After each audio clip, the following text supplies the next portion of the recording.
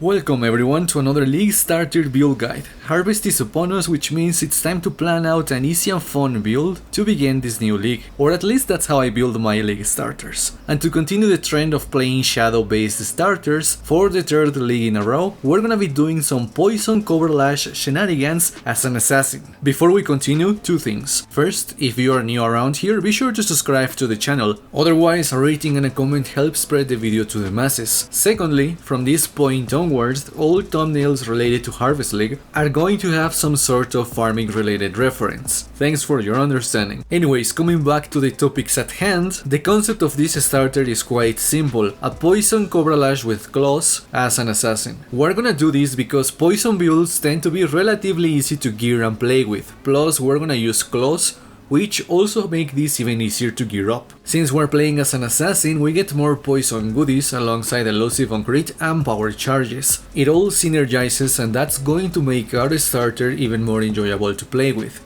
As a disclaimer before we proceed with the build itself, the character I am using on standard to test the build idea is level 95, though I am pretty confident that a character that is level 92 should be more than enough to achieve a successful build. So with that said, let us take a look at the skill tree now. I am not gonna go in depth showcasing the process in which we allocate each node, as the tree is quite self-explanatory. The first goal should be pushing towards the dodge keystones, while also picking poison and damage over time nodes on the way. From there on out, maximizing life should be the next priority before finishing the DPS enhancing nodes. For the ascendancy, we're gonna take the elusive node first, then both the poison stuff, and finally we get the power charge stuff on the overlap. Leveling the character should be pretty easy. How so, you may ask? Well, we get Cobra Lash as a shadow just as we beat Hillock, slap a lesser poison alongside an LMP, and during single target encounters, swap the LMP for void manipulation. Once you get a fourth link, Unbound ailments gets added. By this point, you should be able to drop a lesser poison and instead use deadly ailments. Also, ditch void manipulation and go with vicious pratals for the single target. In Act 4, you should be able to swap LMP for GMP during clearing and maps. Eventually, you'll get more sockets on the setup. The last two sockets are added chaos damage and finally vile toxins. As for weapon choices while leveling, your first goal should be acquiring a Mortem Morsu. This claw is going to carry you through the entire campaign, and I even dare say lower tier maps. By that point, your next upgrade is a Wasp Nest. However, once you reach that point, you slowly start gearing towards your endgame setup. So let's talk about that gear. First up is the helmet, and it should be enchanted with Cobra Lash damage. The higher the better, obviously. Alongside that enchantment, resists, accuracy and life. Next is the body armor, and in this case it's multiple choice. Personally, I prefer and recommend Cherubim's Maleficence, but a Dendrobate is equally as powerful here. Otherwise, a Belly of the Beast or a rare chest with plenty of life and resists should be more than enough. As I said previously, the weapon is a Wasp Nest. I will go out on a limb and claim that this claw alone will carry the build all the way to red maps. And I dare say that I think it could even tackle some endgame bosses, if the rest of your gear is min-maxed to heck. However, if you want to push this character even further, the Wasp Nest will eventually hit a wall. When you feel like replacing the weapon, you're gonna want an Elder Influenced Claw with 60% chance for poisons inflicted with this weapon to deal 100% more damage, alongside attack speed and added chaos damage. Anything else that boosts poison damage is a bonus, and it should be quote-unquote easy to craft if you use aberrant and corroded fossils. You could also even use metallic fossils as well to force even more chaos stuff. For the gloves, we're gonna absolutely want an Elder Influenced pair of gloves with life and a resist, but the goal is getting chaos damage over time alongside poison damage or poison duration, or both of those instead of the chaos DOT. Should be easy to craft using aberrant fossils, if I dare say. Instead of dual wielding, we're gonna use a shield in this character, and for that I recommend a Redeemer Influenced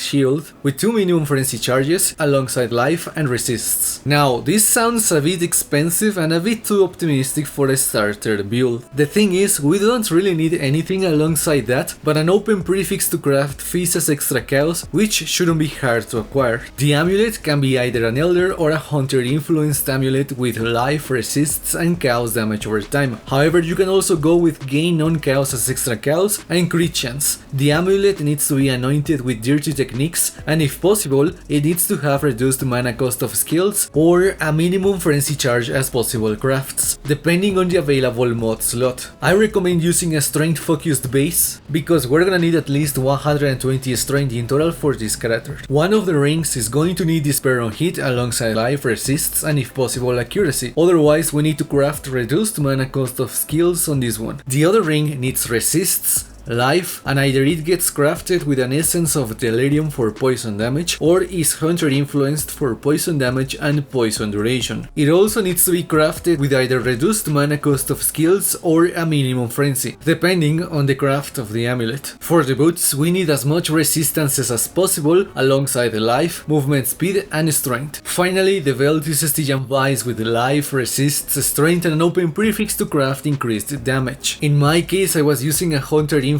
Stygian Vice, and that should be the end goal for the increased chaos damage prefix, and if possible, the increased life that can also spawn in hunter belts. For DPS flasks, we use a Witchfire Brew, Coralito's signature, and a Sulfur flask. In the gameplay I recorded I was using Sense Rebirth, but the Witchfire is stronger. Granted, we don't really want to stand near enemies, so that level 21 Despair aura is kinda useless on the Witchfire. For the jewels in the tree, we only use a couple, and we want increased maximum life and any poison enhancing mods such as chaos damage over time, damage with ailments, damage with poison, poison duration, global crit chance with one-handed weapons, or chaos damage. And that is the gear which moves us into the gem setups. The end goal is to use awakened gems in the Cobra Lash setup. Now, that sounds way too far-fetched for a starter, but see, here's the thing. Coming off from 2 leagues in which the awakened gems have been available, the damage over time awakened gems tend to get really freaking cheap relatively fast. And I am expecting this trend to continue with the apparent quote-unquote two-hand melee and brands league. So with that in mind, Cobra Lash linked awakened chaos damage, awakened deadly ailments, awakened unbound ailments, awakened vicious projectiles, and vile toxins. For clearing maps, we swap vicious projectiles with greater multiple projectiles. And I also advocate or advise going for a 21-20 Cobra Lash as soon as possible. Moving on to the auras, we're gonna want malevolence and precision.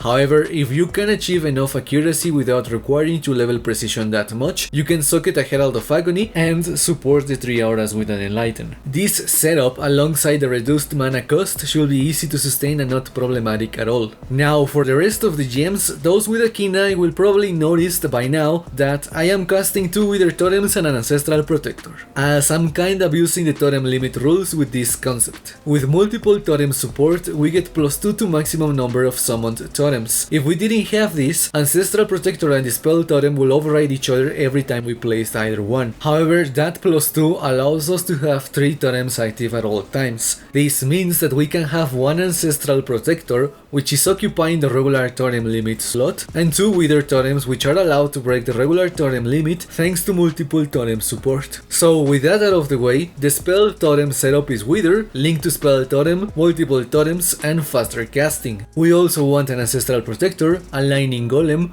Dash linked to Second Wind, and finally Valve Light linked to increased duration. So with that out of the way, let's talk some closing thoughts on the starter. I wanted something relatively easy and cheap to gear, and I know some of the stuff that I showcased reeks of way too much optimism. However, I am betting on that two-handed quote-unquote buff hype to allow this build to grow without much investment. Besides, we're playing with poison, which does ease things out a bit. However, we have no method of destroying enemies on kill, which is gonna get a bit iffy when fighting porcupines. So we do have to keep an eye out for those kinds of situations. Most of the gear I showcased is very scuffed. Gear with high rolls will be obtainable, and that should be one of your late goals to keep the build strong. On the plus side, we're kinda reflecting immune, because Cobra Lash converts 50% of your fist damage to chaos, and the remaining fist damage is kinda low. The build itself isn't that much of a one-click, one-keybind type of deal, but the gameplay is also kinda safe as we get to spam the skill at range. Clearing maps should be relatively easy, and this character should allow for some early endgame bossing. I think that the first serious fight should be more than doable on the character. And that's that's gonna be it for this video. As I said, I wanted something simple and relatively easy, and the character should be just that. I can't wait to play Harvest and start another season of content. So with that said, if you are new, don't forget to sub on the way out. Otherwise, a rating and a comment help spread the video to the masses. I hope you enjoyed the video, thanks for watching, and I hope to catch you on the next one. Peace out, farmers.